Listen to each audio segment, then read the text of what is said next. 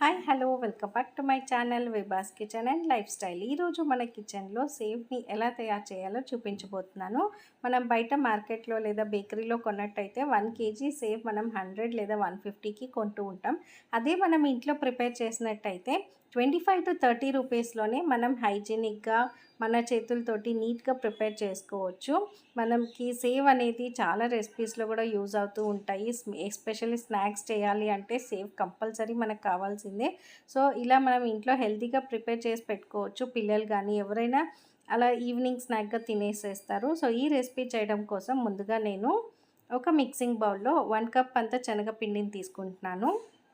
అలాగే 1 కప్ అంత బియ్యం పిండి, రెండు ఈక్వల్ క్వాంటిటీలో తీసుకోవాలి.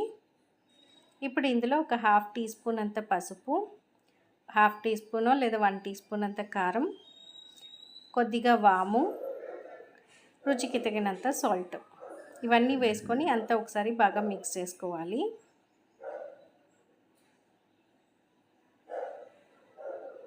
ఇలా అంతా ఒకసారి మిక్స్ చేసుకున్నాక ఇందులో ఒక హాఫ్ టీ స్పూన్ అంత బటర్ లేదా నెయ్యి లేదా ఆయిల్ అయినా కూడా వేసి ఒకసారి మిక్స్ చేసుకోవాలి. ఇప్పుడు ఇందులో కొద్దిగా వాటర్ని వేసుకుంటూ మనం పిండిలా కలుపుకోవాలి. మనం చపాతీ పిండిని ఎలా అయితే కలుపుకుంటామో అలా పిండిలా కలుపుకోవాలి. సో ఈ విధంగా కలిపి ఒక 10 మినిట్స్ పాటు మనం పక్కన పెట్టుకోవాలి.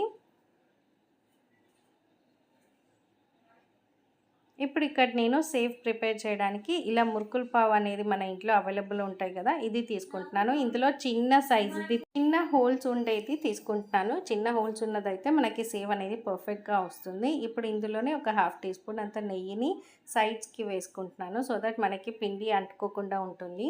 ఇప్పుడు చేతికి కూడా కొద్దిగా ఆయిల్ రాసుకొని కొద్దిగా పిండిని తీసుకోవాలి. ఇలా పిండిని తీసుకొని మనం కొంచెం పొడువుగా ఇలా ఒత్తుకొని మురుకుల పావులోకి వేసుకోవాలి. సో ఇలా మనకి ఆ మురుకుల పావు అనేది నిండేంత వరకు ఇలా వేసుకొని లిడ్ క్లోజ్ చేసుకోవాలి.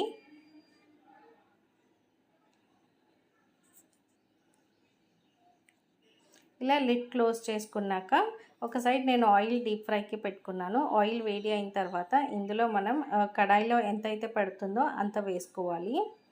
ఇలా తిప్పుకుంటూ వేసుకోవాలి.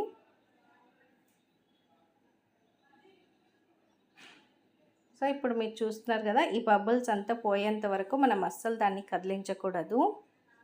ఇలా బబుల్స్ తగ్గిన తర్వాత మరో వైపుకి కూడా టర్న్ చేసి ఒక 1 సెకండ్ లేదా 1 మినిట్ పాటు ఫ్రై చేసి వెంటనే తీసేయాలి.